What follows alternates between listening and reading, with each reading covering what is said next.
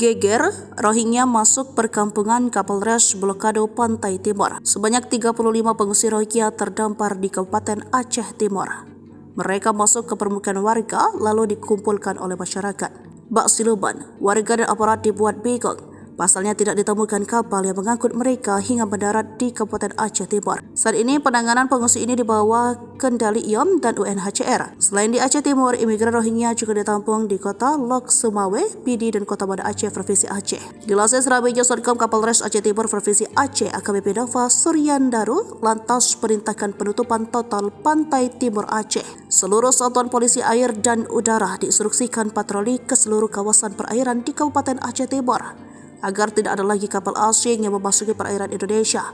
Jelasnya Sabtu 27 Januari 2024. Untuk yang berdinas di lokasi, Kapolres instruksikan jangan lengah dan tetap waspada agar tidak ada yang kabur dari penampungan sebutnya.